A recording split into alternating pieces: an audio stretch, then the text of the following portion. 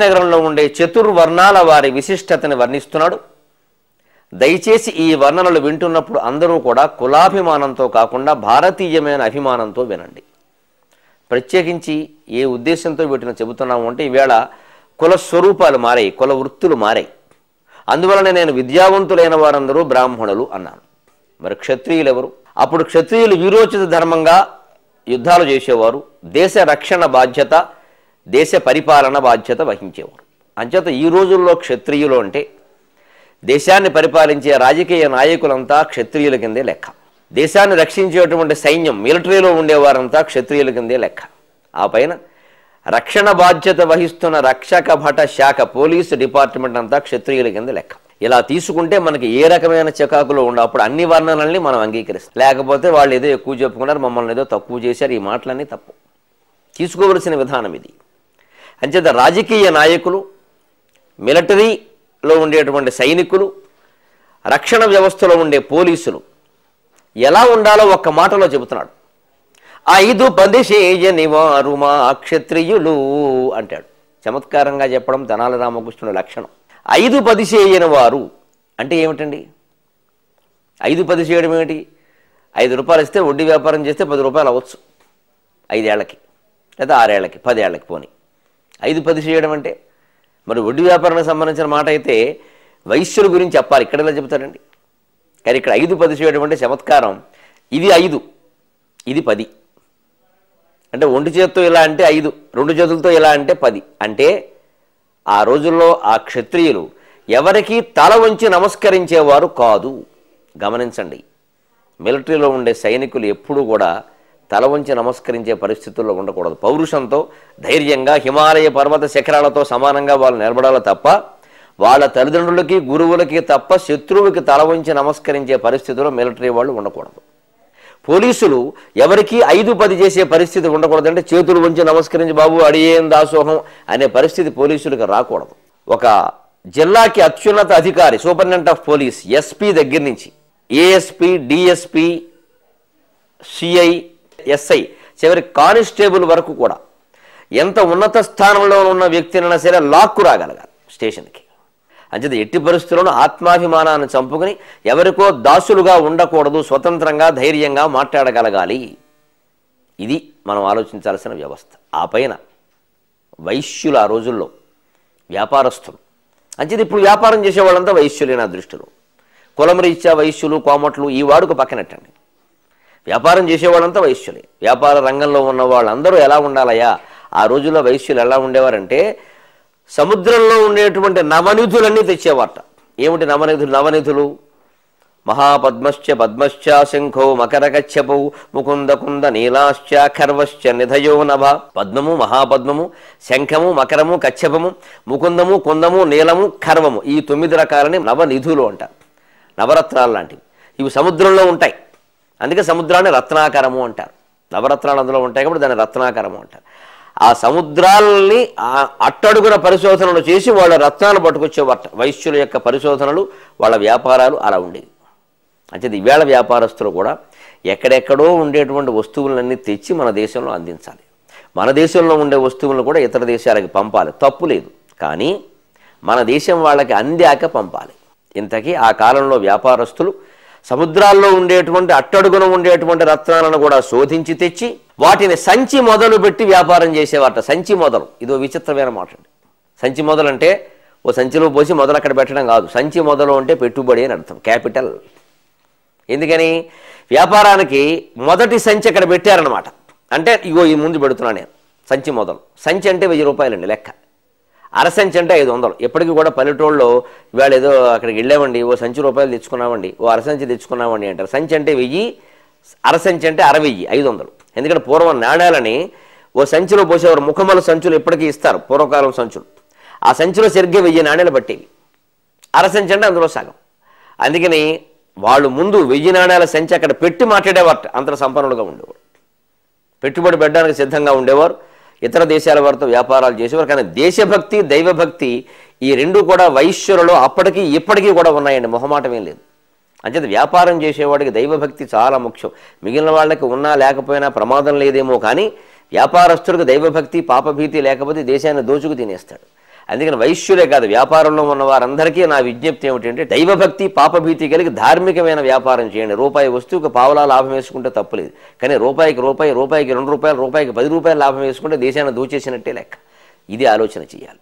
ఇవి ఇలా ఉండగా 4వ వర్ణంగా చెప్పబడేటువంటి శూద్రుల గురించి ఎలా వర్ణించారు అంటే, ఈ రోజుల్లో ఎవరయ్యా ఈ వ్యాపారం కాకుండా, ఆ విద్యారంగం కాకుండా, అలాగే మేధావి రంగం కాకుండా, అలాగే ఈ రాజకీయ నాయకత్వము, పోలీసుల రంగము, మిలిటరీ రంగము కాకుండా ఇతర వృత్తులైనటువంటి వారు చాకలి పని, మంగలి పని, వ్యవసాయము మొదలైనవన్నీ చేసేవారంతా 4వ వర్ణం కింద వస్తారు.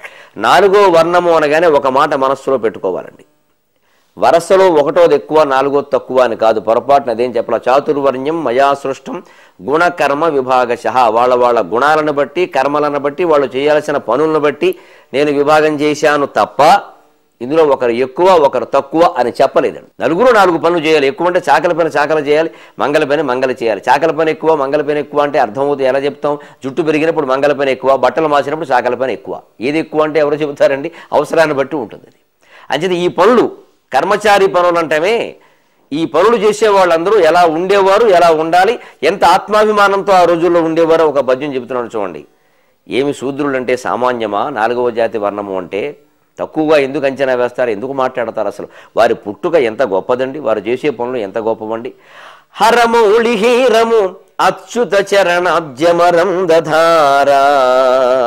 హరమౌళిహీరము అచ్యుత చరణాబ్జమరం దధార. జాహ్నవి లోకేశ్వరి తమ సోదరియగునట. జాహ్నవి లోకేశ్వరి తమ సోదరియగునట. పురి వెలమల భాగ్యమహిమ పొగడగ వశమే. ఇక్కడ వెలమలు అన్నారు. ఈ 4వ జాతిలో పూర్వం వారు ఒక భాగం కాబట్టి బ్రహ్మక్షత్రియ వైశ్యులు తప్ప మిగిలిన వారందరికీ ఇది వర్తిస్తుంది. ఈ కాలంలో 4వ జాతి అంటే నేను స్పష్టంగా చెప్పాను. పైన చెప్పిన 3 పనులు కాకుండా వేరే పనులు చేసేవారందరూ వస్తారు. అది 4వ కేటగిరీ అంతే తప్ప తక్కువ కేటగిరీ అని ఎక్కడా చెప్పాలి. పైగా వారే ఎక్కువ వారు, వారిని మనం గౌరవించాలని ప్రత్యేకంగా చెబుతున్నాడు చూడండి. వారి పుట్టుక ఎక్కడదండి? పురుష సూక్తంలో చెప్పినట్టుగా బ్రాహ్మణోస్య ముఖమాసీత్ బాహూరాజన్యకృత ఊరూతదస్య యద్వైశ్య పద్భ్యాగుం శూద్రో అజాయత. పాదముల నుండి ఈ 4వ జాతి పుట్టింది అంటే పాదములు తక్కువ శిరస్సు ఎక్కువ అనేం చెప్పలేదండి. మనిషి అన్నాక అన్ని అవయవాలు ఒకటే. పాదములు ఎక్కువ శిరస్సు తక్కువ అంటే ఆలోచించేటప్పుడు శిరస్సు ఎక్కువ, నడిచేటప్పుడు పాదాలు ఎక్కువ. నడిచేటప్పుడు ఆలోచిస్తూ కూర్చున్నాం అనుకో పడతావు ముందుకెళ్ళి, అప్పుడు పాదములే ఎక్కువ. ఆలోచించేటప్పుడు నడుస్తూ కూర్చున్నాం అనుకో అప్పుడు పడతావు ఖచ్చితంగాను. అందుకని ఆలోచించేటప్పుడు శిరస్సు ఎక్కువ. అంచేత 4 రకాల కులాల్లో ఏది ఎక్కువ అంటే సందర్భాన్ని బట్టి ఉంటుంది తప్ప ఎప్పుడూ ఒకళ్ళ ఎక్కువ కాదు, ఎప్పుడూ ఒకరు తక్కువ కాదు. పద్భ్యాగం శూద్రోజాయత. పాదాల్లో పట్టడం ఎంత గొప్ప విషయం అంటే అక్కడ పుట్టింది సామాన్యమైందా? హరమౌళిహీరము అచ్యుత చరణాబ్జమరం దధార. శివుడి తల మీద ఉండే వజ్రం ఎవరండి? గంగానది. ఆ గంగానది అక్కడ పుట్టింది. గంగానది విష్ణుపాదోద్భవి. పైగా ఇంకో మాట, అచ్యుత చరణాబ్జమరం దధార. అచ్యుతుడు అంటే విష్ణువు. అచ్యుతుని పాదాలలో పుట్టినటువంటి మరంద ధార. పాదాల్లో తేనె ఎలా పుడుతుందండి? పాదాల నుంచి చెమట పుడుతుంది కానీ. అందుకే చరణ అబ్జ అన్నాడు. అబ్జం అంటే తామరపు. విష్ణుమూర్తిని పద్మపాదుడు, పద్మనేత్రుడు, పద్మాక్షుడు, పద్మహస్తుడు అంటారు కదా. అందుకని ఆయన పాదాలు పద్మాలు లాంటివి. పాదం పద్మమైనప్పుడు ఆ పాదం నుంచి స్రవించిన గంగానది ఆ పద్మంలో ఉన్న మకరందం అవుతుంది ఖచ్చితంగా. విష్ణుమూర్తి పాద పద్మాల నుంచి పుట్టినటువంటి మరంద ధార తేనె ప్రవాహమే గంగానది. అది విష్ణుమూర్తి యొక్క పాదం నుంచి పుట్టడం అంటే. ఎప్పుడు పుట్టింది, ఎలా పుట్టింది? కిందటి భాగంలో మనం చెప్పుకున్న వామనావతారం త్రివిక్రముడుగా రూపొందినప్పుడు, త్రివిక్రమావతారం ధరించినప్పుడు ఒక కాలితో ఆయన సత్యలోకం వరకు ఆక్రమించాడు. ఇంకో కాలితో ఆయన కింద అతల వితల సుతల తలాతల రసాతల మహాతల పాతాళ అని పాతాళ లోకం వరకు ఆక్రమించాడు. అలా ఆక్రమించినప్పుడు ఈ బ్రహ్మాండం అంతా ఒకటే కదండి, 14 లోకాలు కలిపి ఇదంతా ఒక గుండిగా ఆకారంలో ఉంది అనుకుందాం. కటాహము అంటారు దాన్ని. అప్పుడు విష్ణుమూర్తి యొక్క కుడికాని బొటనవేలి గోరితో ఆ సత్యలోకం పైభాగంలో ఉండే కటాహం పైభాగానికి ఇలా బీట పెట్టాడు, ఒక బీట. ఆ బీట పెట్టడం వల్ల అవతలి లోకంలో ఉండేటువంటి గంగానది, కాంతి ప్రవాహ రూపంలో ఉన్న గంగానది యువతలికి వచ్చింది. విష్ణుమూర్తి యొక్క కుడికాని బొటనవేలి గోరితో ఆ సత్యలోకం పైభాగంలో ఉండే కటాహం పైభాగానికి ఇలా బీట పెట్టాడు, ఒక బీట. ఆ బీట పెట్టడం వల్ల అవతలి లోకంలో ఉండేటువంటి గంగానది, కాంతి ప్రవాహ రూపంలో ఉన్న గంగానది యువతలికి వచ్చింది. ఎలా వచ్చిందయ్యా? ఆయన ముందే తన కుమారుడైన బ్రహ్మదేవుడికి సూచించాడు, అబ్బాయి నేను గోటితో బేట పెట్టబోతున్నా, అక్కడ గంగానది ఇక్కడికి ప్రవహించేలా చూడవయ్యా అని. అప్పుడు బ్రహ్మదేవుడు సత్యలోకంలో ఉంటాడు, ఆయన పైలోకంలో ఉన్నవాడికి ఆ పని తేలిక, ఎందుకంటే ఆయన పైలోకంలో ఉన్నాడు కాబట్టి. ఆయన ఆ బ్రహ్మాండం అవతలికి వెళ్ళి తన తపశ్శక్తి వల్ల భగవంతుడు కాబట్టి ఆ బ్రహ్మాండ కటాహానికి అవతల వేరే బ్రహ్మాండంలో ఉండేటువంటి గంగానదిని తేజస్వరూపంలోకి మార్చి ఆ తేజస్వరూపాన్ని జలరూపంలోకి మార్చి తన కమండలంలో పోశాడు. ఆ కమండలానికి ఇలాగ కొమ్ములో ఉంటుందండి ముందు. ఆ కమండలం యొక్క కొమ్ము నుంచి అలా గంగానది నీటిని విష్ణువు పాదాల మీద పోశాడు. అలా విష్ణువు పాదాల మించి మొట్టమొదటిసారిగా గంగానది లోపలికి వచ్చింది. అప్పుడు బ్రహ్మదేవుడు విష్ణువు కాళ్ళు కడిగినట్టు అయింది. అందుకని అన్నమాచార్యుల వారు బ్రహ్మ కడిగిన పాదము బ్రహ్మము తానవు పాదము అని పాట రాశారు. ఈ ఒక్క సందర్భం తప్పితే బ్రహ్మ విష్ణుమూర్తి పాదాలు కడిగిన సందర్భం మరో చోట కనపడదండి మనకి పురాణాల్లో. అందువల్ల బ్రహ్మ గడిగిన పాదము అన్నారు ఆయన. ఆ రకంగా గంగా నది ఈ బ్రహ్మాండంలోకి వచ్చింది. అందువల్ల విష్ణు పాదాల నుంచి మొట్టమొదట పుట్టినప్పుడు అది ఆకాశ గంగ. పాదముల్లో పుట్టిన వాళ్ళు తక్కువేమీ కాదు, గంగానది పుట్టింది. విష్ణువు పాదాల్లో పుట్టిన గంగ, శివుడు నెత్తిమీదకెక్కి కూర్చున్న గంగ ఆవిడ పుట్టింది. జాహ్నవి లోకేశ్వరి సోదరి యగునట. ఆవిడ అక్కడే పుట్టింది కదండి, విరాట్ పురుషుని యొక్క పాదాలలో. అందుకని ఈ 4వ జాతి వారు కూడా అక్కడ పుట్టారు. గంగాదేవికి చెల్లెళ్ళ కింద లెక్క, ఇంత అన్నదమ్ముల కింద లెక్క, తోబుట్టువుల కింద లెక్క. ఇంతకంటే పవిత్రమైన వాళ్ళు వేరే ఉంటారా? పురి వెలమల భాగ్య మహిమ పొగడగవశమే అని ఎంత అందంగా, ఎంత ఉదాత్తంగా 4 రకాల కులాల వాళ్ళని ఎంతో ఉదాత్తంగా వర్ణించాడు. చూడండి, మన సాహిత్యంలో ఎక్కడా కూడా ఏ కులం వాళ్ళని అవమానించేటువంటి విషయాలు లేవు. అనవసరంగా కొంతమంది వ్యతిరేక ప్రచారం చేసి ప్రాచీన కావ్యాల గురించి, ప్రబంధాల గురించి అనవసరంగా ఇటువంటి ప్రచారాలు చేసి కులపరంగా అవమానించారు, స్త్రీ పురుషుల్లో మళ్ళీ భేదాలు చూపించారు అంటూ ఏవేవో ప్రచారాలు చేసి సాహిత్యానికి ప్రజల్ని దూరం చేశారు.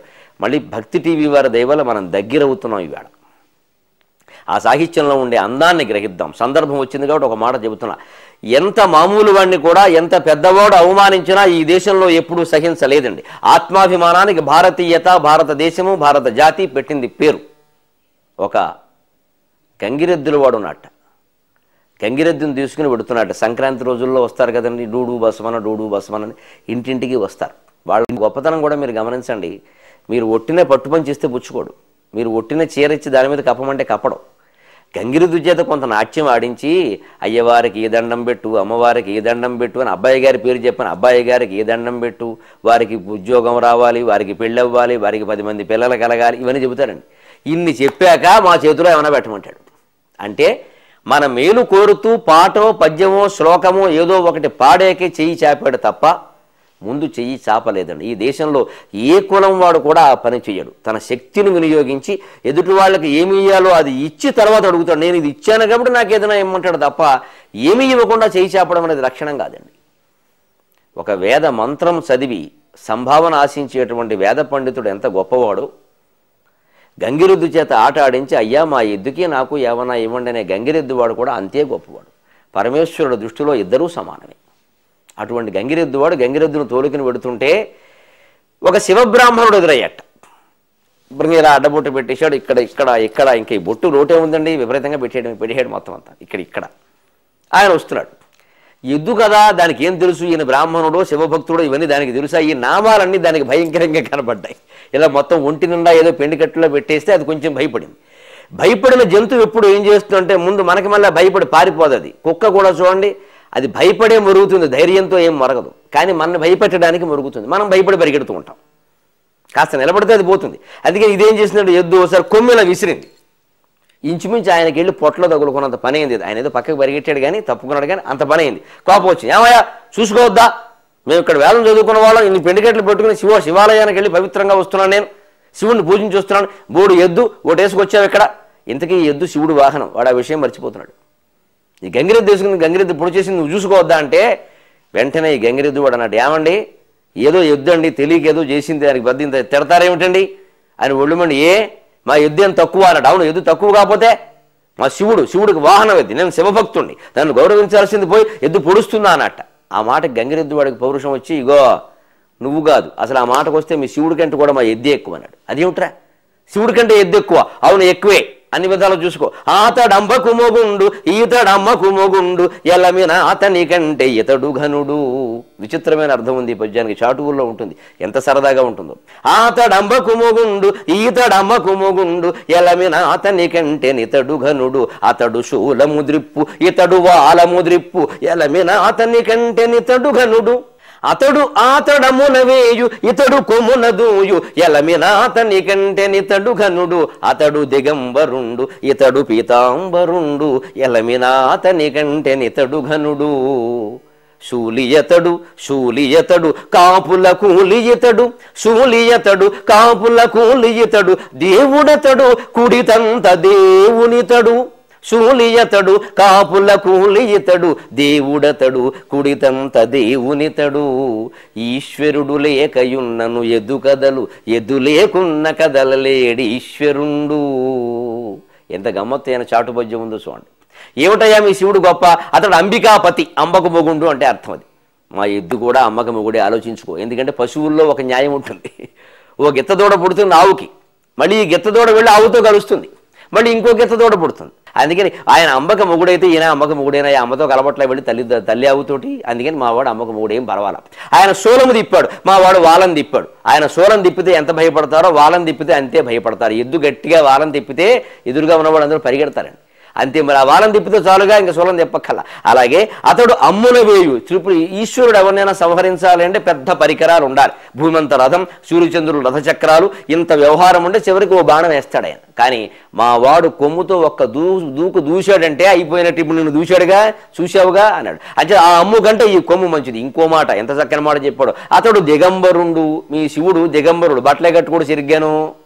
మా ఈ గంగిరెద్దు పీతాంబరుడు. పీతాంబరుడు అని విష్ణుమూర్తులు అంటారు, కానీ గంగిరెద్దు కూడా పీతాంబరమే చూసుకోండి. ఎందుకంటే దాని మీద పట్టు పంచులు కప్పుతారు, పట్టు చీరలు కప్పుతారు, శాలువాలు కప్పుతారు, పాతవో కొత్తవో కప్పారుగా, అనేది పీతాంబరుడు కింద లెక్క. ఏమీ బట్టలేని మీ శివుడు కంటే ఇన్ని అందమైన బట్టలు కప్పుకున్న మా గంగిరెద్దు గొప్పది. ఆ పైన శూలి ఇతడు కాపుల కూలి ఇతడు. శూలి అంటాడు, మావాడు కూడా కూలి. మనం వ్యవసాయదారులు, కాపుల దగ్గర మేము పనిచేస్తున్నామండి, మావాడు మాత్రం కూలి కాదా?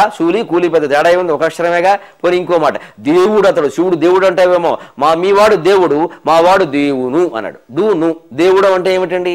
ఆ కుడుతుంటే అని మొత్తం తాగేయడం, దేవేశాడు రా అంటారు, అంటే మొత్తం నాకేయడం అనమాట. అందుకని ఆయన దేవుడు అయితే ఈయన దేవుతాడయ్యా, పెద్ద తేడా ఉందయ్యా, ఒక అక్షరమే కదా తేడా. ఇంకో మాట, చివరి మాట, లాస్ట్ బట్ నాట్ లీస్ట్ అని చివరి వాత పెడుతున్నాడు. ఈశ్వరుడు లేక ఉన్నను ఎద్దు కథలు, ఎద్దు లేకున్నా కదలలేడు ఈశ్వరుడు. మీ ఈశ్వరుడు గొప్ప, మా ఎద్దు గొప్ప అంటే ఒక్క మాటలో చెబుతున్నానయ్యా. ఎప్పుడైనా ఈశ్వరుడు లేకపోయినా కూడా మా ఎద్దు కైలాసం అంతా తిరుగుతుంది. మీ శివుడు మాత్రం ఎద్దు లేకపోతే కైలాసం కాదు, అడుగు వెయ్యలేడు. అందుకని మీ వాడికి మా ఎద్దు అవసరం ఉంది తప్ప మా ఎద్దుకి మీ వాడు అవసరం లేదు పో అని ఆత్మాభిమానంతో చెబితే ఆ బ్రాహ్మణుడు ఆశ్చర్యపోయి, నీకెన్ని తెలివితేటలు ఉన్నాయరా, నీకెంత దేవుడు శక్తి ఇచ్చాడురా, నమస్కారం పెట్టి ఆ శివవాహనమైన వృషభానికి నమస్కరించి వెళ్ళాట. ఇది మన జాతిలో అన్ని వర్ణాల వారి యొక్క ఆత్మాభిమానం. ఆ ఆత్మాభిమానాన్ని కాపాడి ఆత్మగౌరవంతో మనం ప్రవర్తిద్దాం. ముందు ఇంకా కాశీనగరాన్ని గురించి చెబుతూ అసలైనటువంటి కథలోకి పెడుతూ అగస్త్య మహర్షి పాత్ర